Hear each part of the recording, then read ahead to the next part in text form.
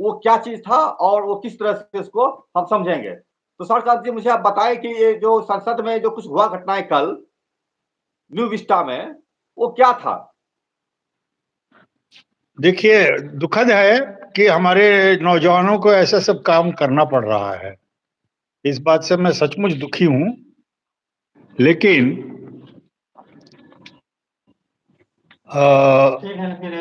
मुझे लगता है कि ये दुखद होने के बावजूद इससे कुछ सबक हमको बहुत ही फ्रस्ट्रेटेड हैं, बहुत ज्यादा कर रहे हैं। इन्होंने किसी की जान लेने की कोशिश नहीं की। इन्होंने किसी तरह का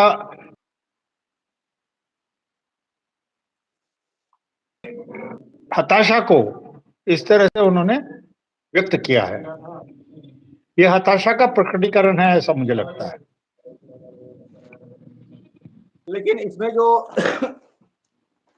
चार चार लोग गए हैं, दो संसद के अंदर रहे हैं, दो संसद के बाहर में प्रोटेस्ट किए हैं, और इन्होंने जिस सवाल को रेज किया है तो वो तो अपनी जगह पर है।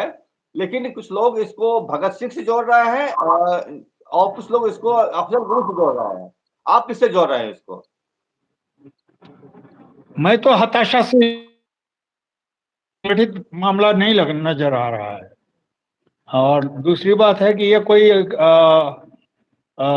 नौजवान हैं जो अलग अलग समय पे इसके पहले भी अपने हताशा को व्यक्त कर चुके हैं। और तब भी जब कोई कार्रवाई नहीं हुई, जब बेरोजगारी के बारे में किसी ने कोई काम नहीं किया, उससे हताश होकर के उन्होंने ऐसी घटना को अंजाम दिया है, ऐसा लगता है। इसमें जो है मुख्यतः चार तरह के लोग हैं। एक आपको पूरे भारत से लोग लगभग हैं, लखनऊ से भी है, कर्नाटक से भी है, हरियाणा से भी है, महाराष्ट्र से भी हैं। और इसमें एक महिला नीलम है, जो कि आपको हिसार जिंद प्रांत की, आपको हरियाणा की है। हरियाणा की है।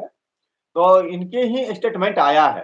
तो इन्होंने स्पष्ट कहा है कि बेरोजगारी की समस्याएं हैं और कई समस्याएं हैं। लेकिन इन्होंने किसी भी संगठन से जुड़े होने से साफ इनकार किया है।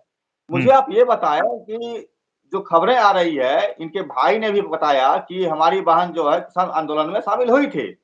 तो क्या किसान आंदोलन में शामिल होना इनका अपराध था, या किसान आंदोलनकारी किसान मजदूर आतंकवादी हैं या अपराधी हैं।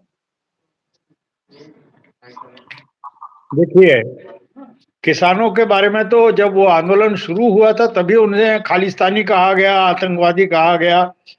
सरकार की तरफ से ऐसे बहुत सारे आरोप लगे थे। लेकिन अंत में किसानों के जो मतलब एक तरह से बड़े त्याग के बाद उन लोगों को जो विजय मिली, उसमें उन लोगों को इस मामले में मैं उनका साथ दूंगा कि उन्होंने जो मांग रखी थी वो जायज थी। और इसीलिए सरकार को आखिर में 13-14 महीने बाद अपनी बनाई हुई तीनों कानूनों को पीछे लेना पड़ा। ये सरकार की हठधर्मिता थी। उन्होंने कीलें बिछाई थी मजदूरों को, किसानों को शहर में ना घुसने देने की बहुत सारे मतलब उपाय कर रखे थे। लेकिन आम जनता किसानों के पक्ष में थी। इसको व्यक्त करने के लिए नाना संगठन देश भर से मतलब मेधा पाटकर से शुरू करके हर तरह के लोग वहां आए और उन लोगों ने अपना समर्थन व्यक्त किया। यह एक जन आंदोलन बन गया। किसानों ने तो शुरुआत की थी, लेकिन बाद में जब ये जन आंदोलन में परिवर्तित हो गया था 1 साल बाद, तो तब सरकार को झुकना पड़ा था, ऐसा मुझे लगता है। और उसमें अगर नीलम भी शामिल थी तो इसमें कोई आश्चर्य नहीं, बहुत लोग शामिल थे। तो सारे लोगों को हम आतंकवादी नहीं कह सकते हैं। नीलम भी आतंकवादी है ऐसा मुझे नहीं लगता है। नीलम जो है काफी पढ़ी लिखी महिला है, 29 से 30 साल की आयु इनका है। और मैं जो रिपोर्ट आ रही है वो MA, MPhil, net, CTET, HTET, इस सब की पढ़ाई कर चुकी है। काफी हाई प्रोफाइल इनका रहा है। अमोल सिंधे खुद जो आपको सेना पुलिस की तैयारी कर रहा था जाने के लिए, जो है आपको इंजीनियर रहे हैं। तो और एक जो है लखनऊ के जो है वो सागर, वो आपको रिक्शा चालक रहे हैं। तो आपको क्या नहीं लगता है कि ये जो पूरे भारत के लोग इसमें एक प्रतिनिधित्व करते हुए 4 लोग यहाँ गए हैं, ये पूरे भारत का प्रतिनिधित्व कर रहे हैं? भारत के देखिए, लोगों का? अखबारों में जो आ रहा है या टीवी में जो दिखाया जा रहा है, इनके बारे में, इन 4 लोगों के बारे में या इनसे जुड़े 1-2 और नाम आए हैं, जिसके घर पर ये लोग रहे थे हरियाणा में, अपने मतलब एनसीआर के भीतर, शायद गुड़गांव में। तो ऐसे कई लोगों का नाम आया है और भी 1-2 लोगों का। जितने भी लोगों का नाम आया, कोई शिक्षक है, कोई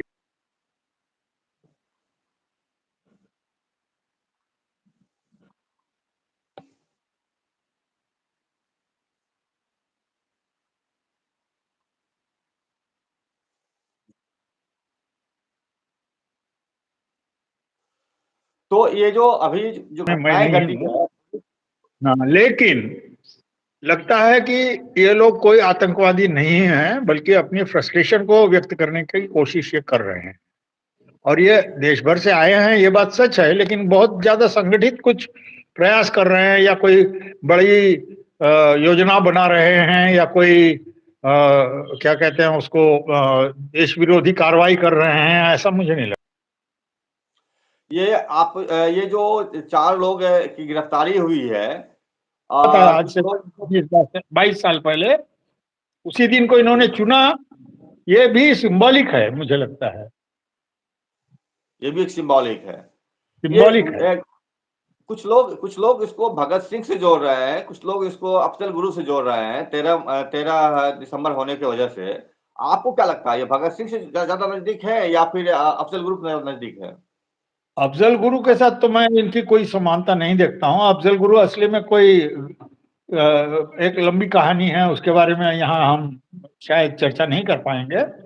लेकिन इतना मैं कह सकता हूँ कि भगत सिंह से प्रेरित ये लोग जरूर रहे होंगे, क्योंकि इनके बारे में जो मुझे पता चला है अखबारों के या दूसरे जरिए से, कि एक फेसबुक का कोई ग्रुप था इनका, जिसका नाम आजाद भगत सिंह कुछ है, आजाद भगत सिंह युवा संगठन या ऐसा कुछ नाम है, मैं ठीक से याद नहीं कर पा रहा हूँ।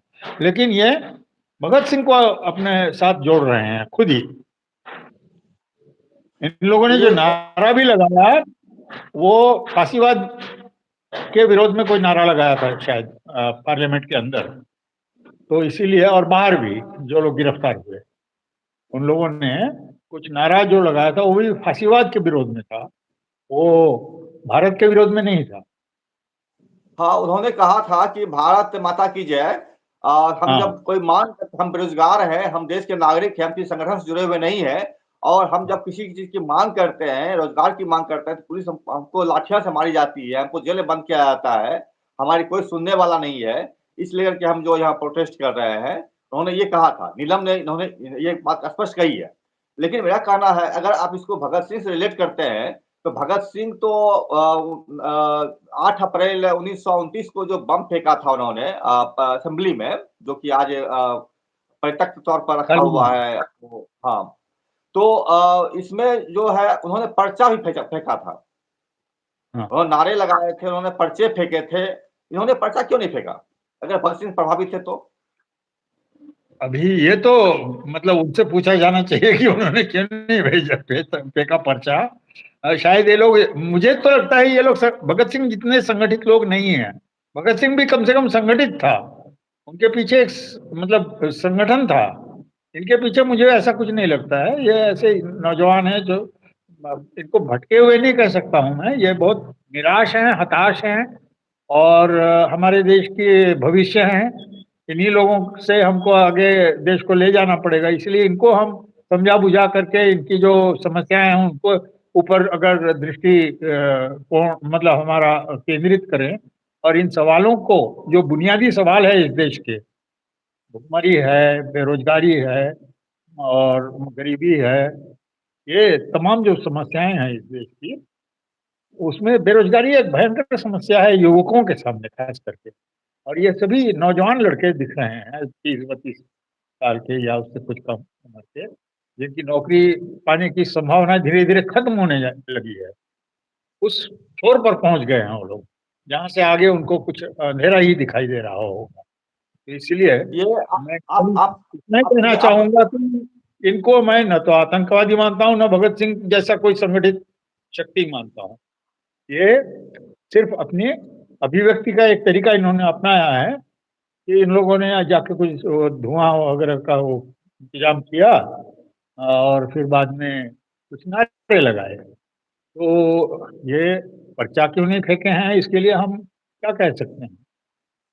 अच्छा, मेरा मेरा मेरा एक सवाल है कि जब इन्होंने पार्लियामेंट के अंदर में स्मोक फेंका, जो उन्होंने किया, जो भगत सिंह ने किया था बकायदा, तो इनको सांसदों ने गुंडों की तरह पीटा, इनकी हुटिंग की गई, इनको गलात घूंसे मारे गए।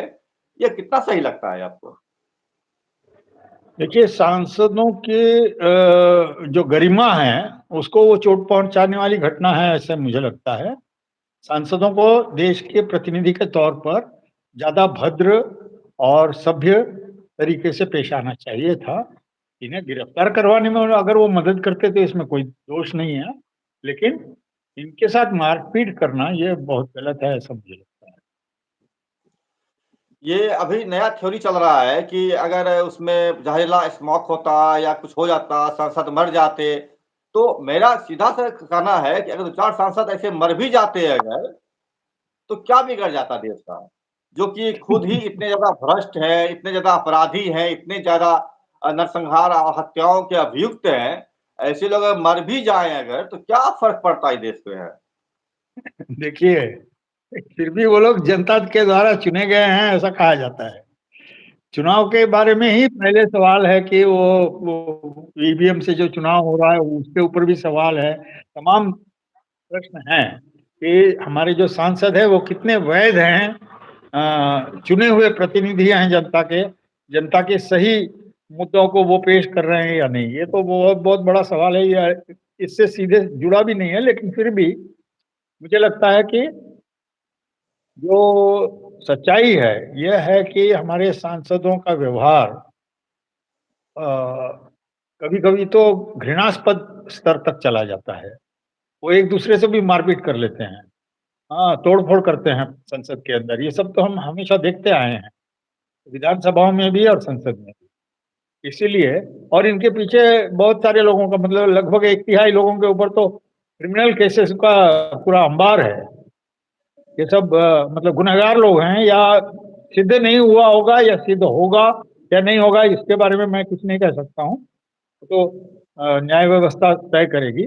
लेकिन सबके ऊपर आरोप है, लगभग 1/3 से ज्यादा लोगों के ऊपर इस तरह के आरोप हैं कि वो लोग कहीं ना कहीं अपने जीवन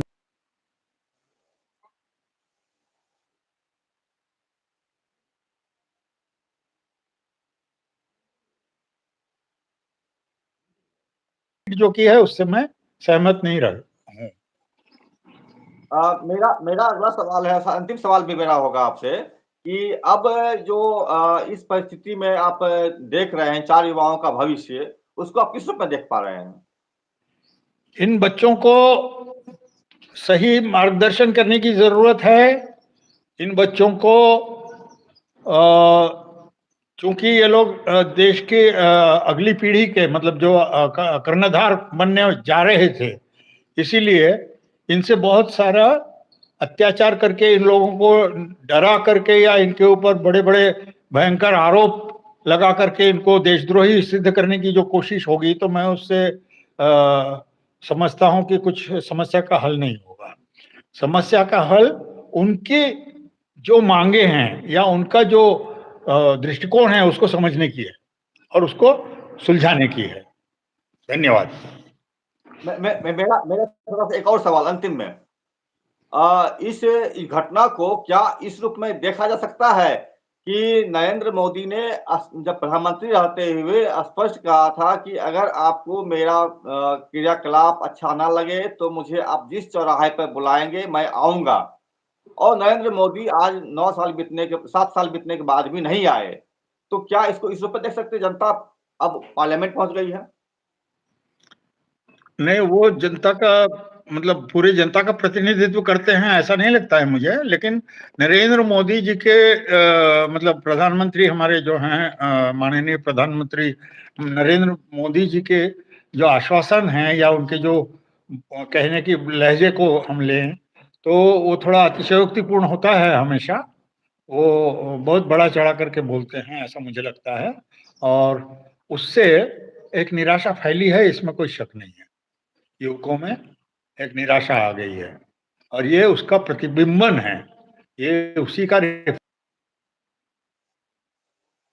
जी, बहुत-बहुत धन्यवाद आपका तुषार जी, और मैं उम्मीद करता हूँ कि आगे भी आपसे बात होती रहेगी। नमस्कार। धन्यवाद। नमस्कार। ये संसद में स्मोक फैलाने वाले 4 युवा आतंकवादी नहीं हैं। देशभक्त भगत सिंह के सहकर्मी भी मने उनके रास्ते पर चलने वाले भी समझ सकते हैं उनको हैं।